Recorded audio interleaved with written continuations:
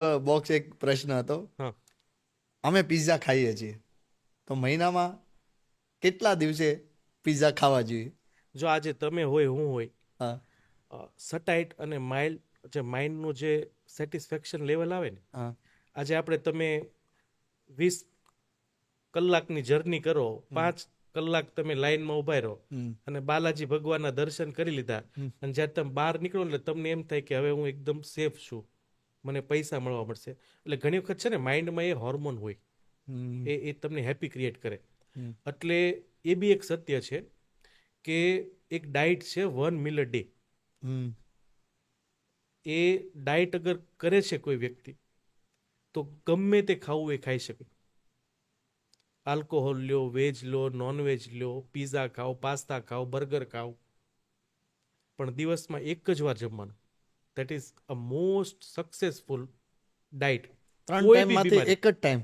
23 કલાક ભૂખ્યા અને 1 કલાક બધું જ ખાઈ લો.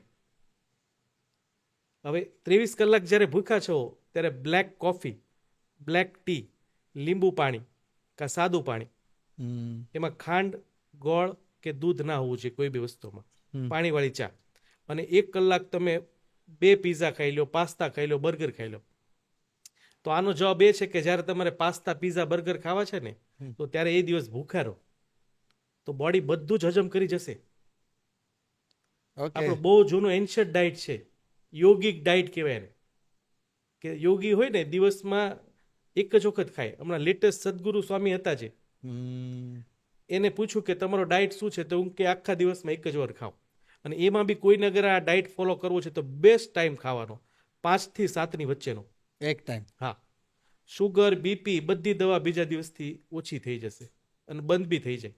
એટલે મેક શ્યોર તમે બીપી અને શુગર ઓલવેઝ ચેક કરતું રહેવાનું. એટલે હા, એન્જોય કરો લાઈફ, પણ બેલેન્સ બી કરો. વાહ વાહ વાહ.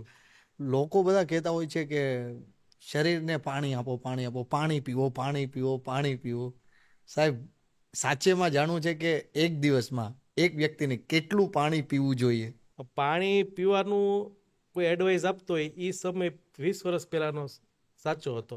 આજે એ પાણીને બોટલમાં ભરીને 10 રૂપિયાની 20 રૂપિયામાં વેચે છે. એટલે આ કેમ્પેન ત્યાંથી ચાલુ થયું. વેસ્ટર્ન કન્ટ્રી આ કેમ્પેન ચાલુ કર્યું અને એ ઉનાળામાં ચાલુ કર્યું. એટલે બટ ઓબ્વિયસ તરસ લાગતી હતી એટલે ત્યારે એ લોકોએ બોટલ લોન્ચ કરી.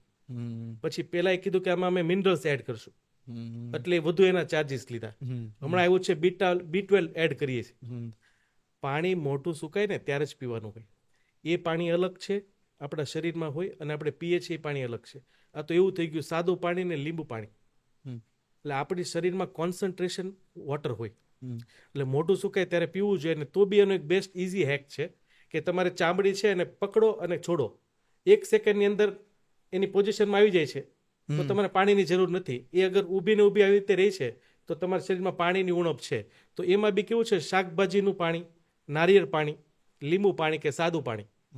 બાકી ઓવર હાઇડ્રેશન શરીર માટે ખરાબ છે, ઇવન હૃદયના દર્દી માટે.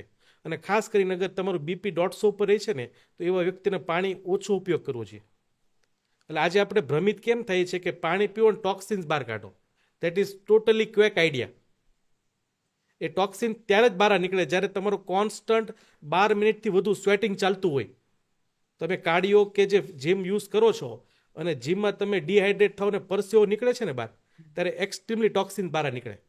પણ તમે એવું સમજો કે હું એસીમાં બેસું, કારમાં બેસું અને પાણી પીધા રાખું ને પેશાબ કર્યા રાખું અને મારા ટોક્સિન્સ બહાર નીકળે. That is totally wrong. એટલે મોઢું સુકાય ત્યારે પાણી પીવો, ડિહાઇડ્રેટ